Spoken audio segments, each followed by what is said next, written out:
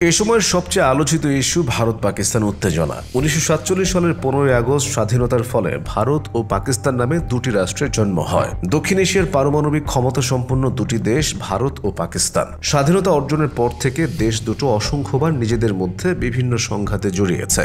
এই সংঘাতের প্রায় প্রতিটির কেন্দ্রে রয়েছে কাশ্মীর। সাম্প্রতিক সময়ে দেশ দুটোর মাঝে যে সামরিক উত্তেজনা বিরাজ করছে তার কেন্দ্রস্থল কাশ্মীর। এখন পর্যন্ত কয়বার ও কি কি বিষয়ে ভারত ও পাকিস্তান নিজেদের মধ্যে সংঘাতে জড়িয়েছে তা নিয়ে থাকছে আজকের আয়োজন। পেহেলগাম হামলা। গত 22 এপ্রিল জম্মু কাশ্মীরের পেহেলগামে সন্ত্রাসী হামলায় 26 জন নিহত হন। এই হামলার জন্য পাকিস্তান ভিত্তিক জঙ্গি সংগঠন লস্কর-ই তৈয়বার সঙ্গে সংশ্লিষ্ট একটি সংগঠনকে দায়ী করছে ভারত। সেই সঙ্গে এতে পাকিস্তান রাষ্ট্রেরও হাত আছে বলে অভিযোগ করা হচ্ছে। এই হামলার জেরে ভারত ও পাকিস্তান পাল্টাপাল্টি কঠোর পদক্ষেপ নিয়েছে। ভারত সিন্ধু পানি বন্টন চুক্তি, বাণিজ্য ভিসা এবং আকাশসীমা ব্যবহারের অনুমতি স্থগিত করেছে। পাল্টা পাকিস্তানও সিমলা চুক্তি, বাণিজ্য ভিসা এবং আকাশসীমা ব্যবহারের অনুমতি স্থগিত করেছে। সীমান্তে নিয়ন্ত্রণ রেখায় যুদ্ধবিরতি লঙ্ঘন করে টানা 8 দিন রাতের বেলা গোলাগুলি হয়েছে। তবে কোনো হতাহতের ঘটনা ঘটেনি। দুই পক্ষে টানটান উত্তেজনা বিরাজ করছে। 1947 সালের যুদ্ধ।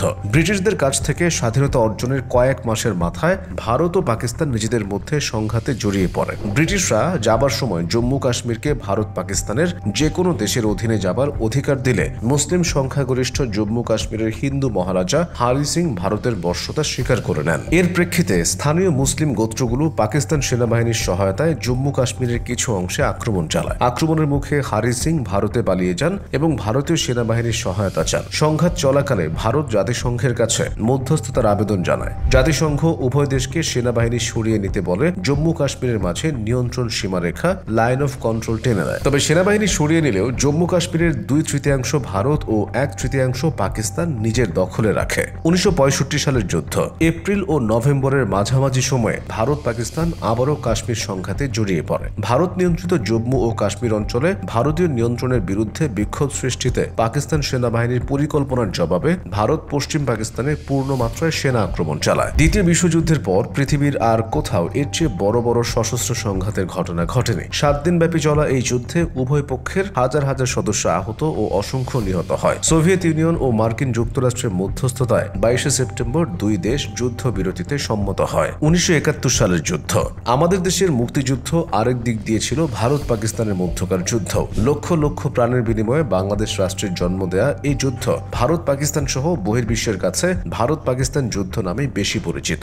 ভারতের নাটক সিনেমাগুলোতে হরহামেশাই 1971 সালের যুদ্ধকে ভারত পাকিস্তান যুদ্ধ হিসেবে দেখানো হয়। 3 ডিসেম্বর ভারতের উত্তর পশ্চিম সীমান্তের 11টি বিমান ঘাঁটিতে পশ্চিম পাকিস্তান বিমান বাহিনী হামলা চালানোর পর ভারত আনুষ্ঠানিকভাবে পশ্চিম পাকিস্তানের বিরুদ্ধে যুদ্ধ আরম্ভ করে। তার 3 দিন পর 6 ডিসেম্বর ভারত বাংলাদেশকে স্বাধীন রাষ্ট্রের স্বীকৃতি প্রদান করে। জবাবে পশ্চিম পাকিস্তান ভারতের সাথে কূটনৈতিক সম্পর্ক ছিন্ন করে। 5 ডিসেম্বর পশ্চিম পাকিস্তান পূর্ব পাকিস্তানের যুদ্ধবিরতি ঘোষণা করে এবং 16 ডিসেম্বর মিত্র বাহিনীর কাছে আত্মসমর্পণ করে। তবে পশ্চিম ভারত সীমান্তে যুদ্ধ চালিয়ে যাবার ঘোষণা দেয়। ঘোষণার একদিন পর 17 ডিসেম্বর পশ্চিম সীমান্তেও পশ্চিম পাকিস্তান ভারতের সাথে যুদ্ধবিরতিতে সম্মত হয়। 1999 সালের যুদ্ধ। কার্গিল যুদ্ধ নামে পরিচিত এই যুদ্ধ ভারত পাকিস্তানের আগের যুদ্ধগুলোর মতো রক্তক্ষয়ী ছিল না। যুদ্ধের সূত্রপাত কাশ্মীর সীমান্তে ভারতীয় সৈন্যদের অবস্থান হারানোকে কেন্দ্র করে। শীতকালে কাশ্মীরের তীব্র আবহাওয়ায় নিয়ন্ত্রণ রেখার উভয় পাশে ভারত পাকিস্তানের সেনা সদস্যরা সাধারণত তাদের সামরিক চৌকি ত্যাগ করে। কিন্তু শীতকাল শেষে ভারতীয় সেনারা ফিরে এসে দেখে তাদের চৌকিগুলো পাকিস্তানপন্থী কাশ্মীর গোষ্ঠী দখল করে নিয়েছে।